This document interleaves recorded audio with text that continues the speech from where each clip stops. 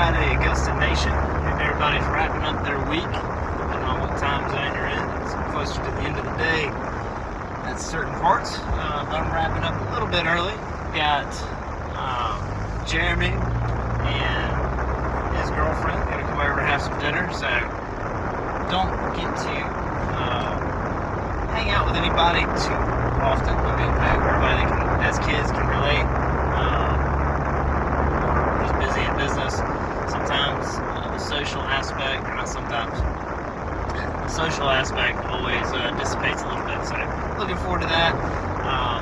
I've had a really good week, and I hope the same can be said across Augusta Nation. I know that's not the case consistently throughout, because some people are having great weeks, others are barely hanging on. And I hope that everybody in the nation knows that we have your best interest in mind, and are always here if you need to talk or vent or any of that. So this morning, I had one of those difficult conversations that all leaders, must have from time to time. Sometimes you have to be the voice of disappointment, and you might hurt people's feelings, or you just have some very terrible news, whether it be you're having a performance discussion of somebody not performing well, you're terminating somebody, whatever it might be. The list can be quite long of disappointments in business, and I think that any difficult conversations that are looming are the ones that need to be had quickly, or you need to make time to have those conversations.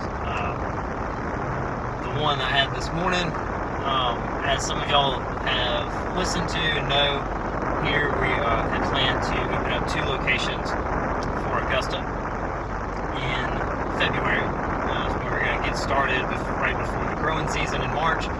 Is go ahead and kick that off, and I'll explain my mistake before I get into the details. I made a detrimental error in how I was going to choose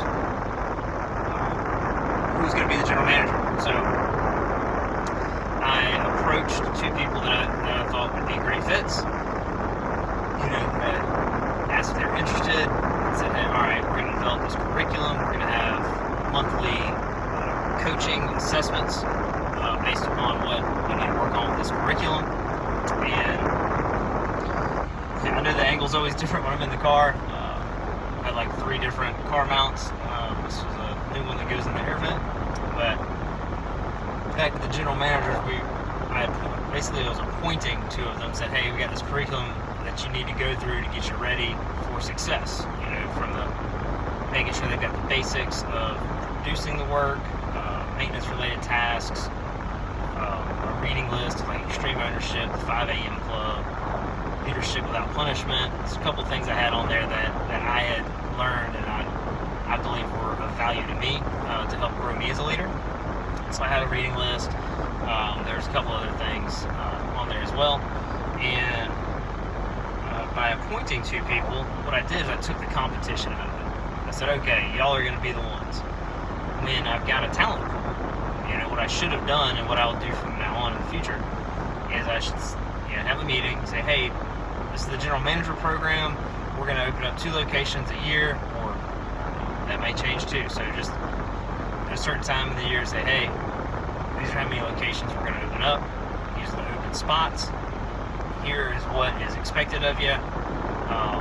What skills you need to be proficient at, and here's the curriculum. We're going to meet monthly. Who all would be interested in this? Who wants to go through this? Who wants to give it a shot? And open it up to competition. Whoever wanted to engage in the curriculum and the training, document it, evaluate them, and if I had more people interested than spots available, that breeds competition, which is great. And then I select the one that we believe is going to did the best during the training and it's going to be the best fit. So, but I did not do that. So earlier on in the year, I appointed 2 people. and one of them was ready. I had to work on a couple things, reading some books, Extreme Ownership. One of the biggest things, or one of the biggest, depends on just your how you are about being on time, how you are about waking up early. So, in my opinion, if you're not early, you're late, and showing up about an hour before the team, I believe, is necessary to be a good general manager. As Mike said today, first one there, last one to leave. I think with the last one to leave one, we're going to have to do some adjustments of when the team needs to call it. And maybe adding solo trucks will allow, less instances of working past 6 o'clock. So I do believe in that, though. First one there, last one to leave is ideal, 100%. You get the most respect from the team. But back to my decision. I had North Augusta and Aiken. If you're not familiar with Augusta, Georgia, just think about Georgia, central, all the way east, bordering South Carolina. We're in Augusta, which is borders South Carolina. You got North Augusta right over the river, and then Aiken about 10 to 15 miles down the way east. So we were doing the evaluations, and I guess it was a couple weeks ago.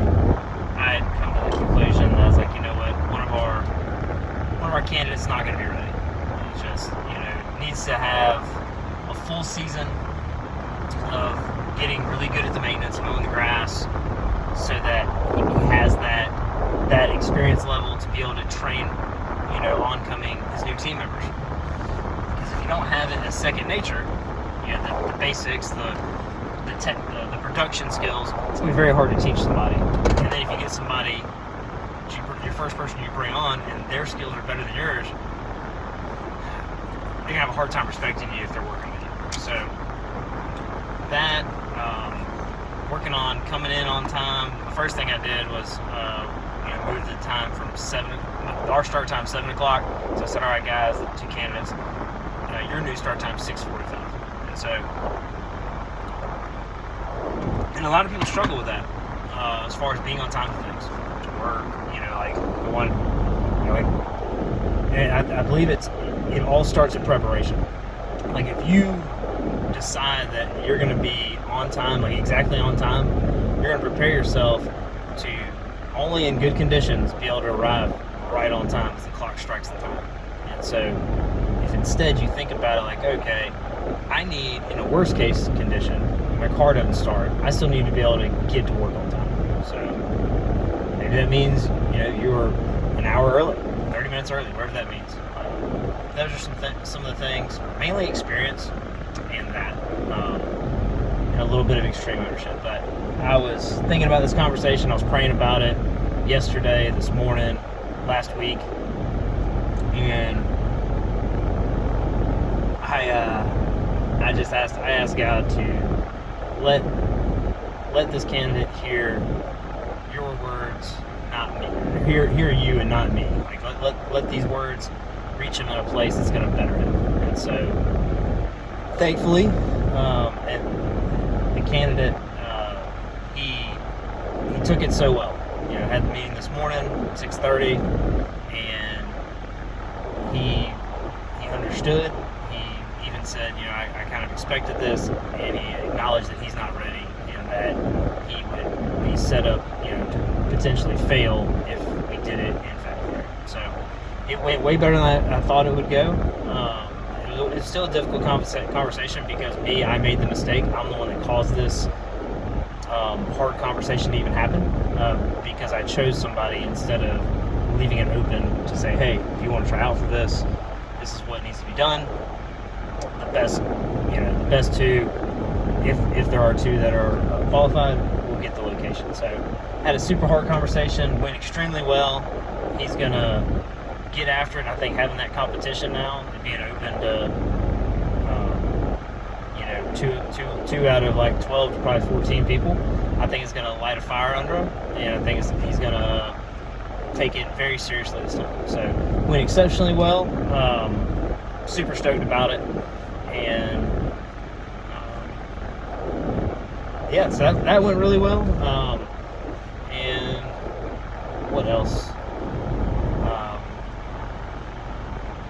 We had sorry, I lost my train of thought. It was a little long anyways. If you have a great rest of your week, if you're working Saturday, just know that those days matter. That it's what you have to do at this moment in your career, in your path, and don't feel like, you know, if you are working a Saturday that you're doing something wrong. It's just if you're in that stage where it's necessary. It could be necessary for me tomorrow. Last year, this time I was in the field on Saturdays. So just get after it, and I will talk to you Monday morning.